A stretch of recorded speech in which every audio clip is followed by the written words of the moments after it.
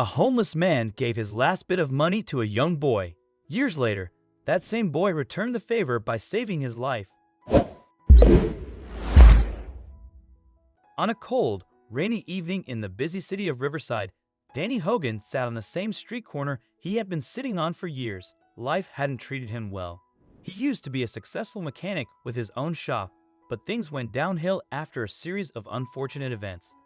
The sudden death of his wife, a failed business, and depression that left him unable to keep his life together. Now, the streets were his home, and the small change he collected from people passing by was all he had to survive. That evening, as he shivered in his worn-out jacket, holding a cardboard sign that said, "Anything helps," Danny noticed a small boy standing across the street. The boy looked no older than 10, with messy dark hair and wide, innocent eyes. He was holding a crumpled piece of paper and seemed upset. Danny watched as the boy stood there, looking around like he was searching for someone. The usual crowd walked by, not paying any attention to the boy, and Danny's heart hurt. He knew what it was like to feel invisible, to need help but be ignored. Without thinking twice, Danny stood up, put the few coins he had collected in his pocket, and walked over to the boy. "Hey there, kid. Are you okay?" Danny asked gently, kneeling down to look the boy in the eye. The boy sniffled, his eyes filling with tears. "I lost my bus money, mister. I was supposed to go home, but now I don't know how."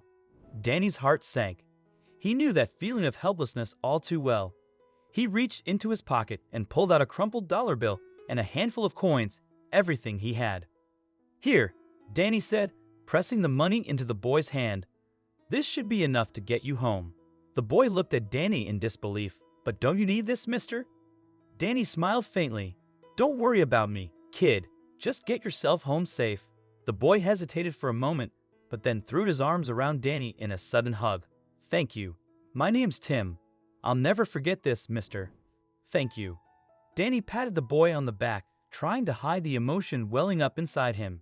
"You take care, Tim." With that, Tim wiped his tears and ran toward the nearest bus stop, clutching the money in his small hand. Danny watched him go, feeling a warmth in his chest that he hadn't felt in a long time. For the first time in what seemed like years, Danny felt he had done something that mattered. Days turned into months, and Danny's life continued as it always had, scrounging for change, relying on the kindness of strangers, and trying to survive on the streets. He often thought about the boy, wondering if he had made it home safely, but eventually, life's harsh realities pushed the memory to the back of his mind. Years passed. Danny's once graying hair was now completely white, his once strong body weakened by the toll of life on the streets. He had long since stopped hoping for a better future. The city had changed, buildings had gone up, people had come and gone, but Danny remained a fixture on his corner. One particularly cold winter's night, Danny's body was giving in to the chill. His Danny had too many holes to keep him warm, and he felt a deep fatigue settling into his bones. He thought about finding shelter, but his pride wouldn't let him seek help. The night was growing darker, and the streets were quieter than usual. Suddenly, Danny felt a sharp pain in his chest. He gasped for breath, clutching at his heart as he fell to the ground. Panic surged through him. He was alone, and the chances of someone stopping to help him were slim. His vision blurred, and the sounds of the city faded as the pain intensified.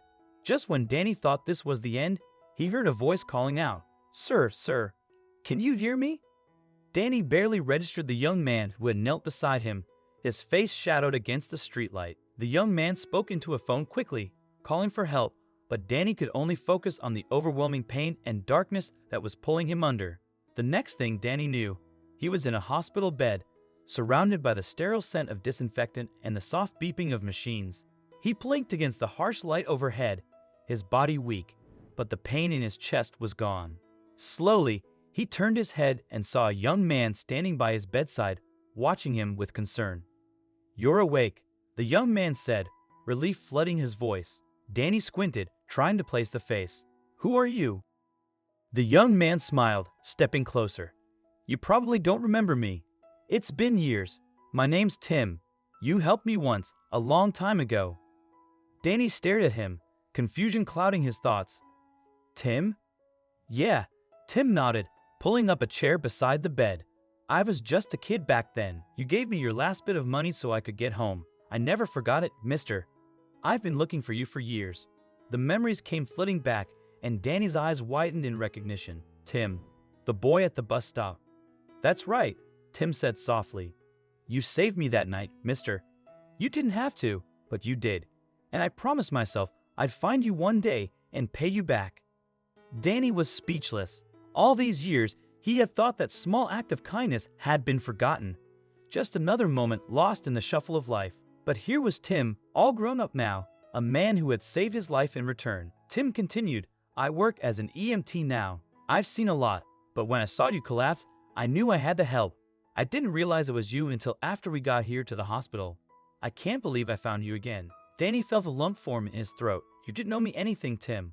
I just did what anybody else would have done. Tim shook his head, his eyes serious. Not everyone would have done that, especially with what you were going through. You gave me everything you had that night, and you didn't even know me. You saved me. Now it's my turn to save you. Danny's eyes filled with tears. He had spent so many years feeling forgotten, cast aside by the world. But here was proof that even the smallest act of kindness could ripple out in ways he never imagined. Tim had kept his promise and, in doing so, had changed Danny's life forever. The days that followed were a blur of recovery for Danny. The hospital took care of his medical needs, but Tim was there every day, checking on him, bringing him food, and even arranging for him to stay at a local shelter once he was discharged. But that wasn't the end of Tim's help. One day, as Danny sat in his hospital bed, Tim entered with a wide grin on his face. I have some good news, Tim said, his voice brimming with excitement. I talked to a few people, and we found you a job. Danny blinked in disbelief. A job? For me? Yeah, Tim nodded. I know things haven't been easy for you, but you're not alone anymore. It's not much, just helping out at a garage, but it's a start. I figured you'd want to get back to what you know best. Danny couldn't believe his ears. After years of feeling worthless, of being invisible to the world, someone had not only seen him, but had believed in him enough to give him a second chance.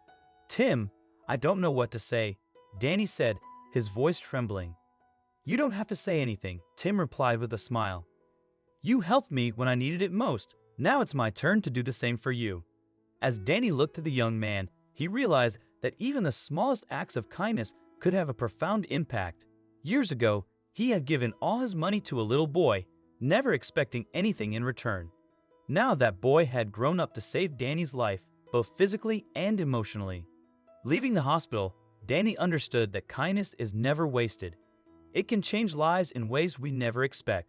This act of generosity had come full circle, showing that compassion and empathy, no matter how small, can create lasting connections and transform lives in powerful ways. What do you think of this story? Let us know in the comment section. Thank you.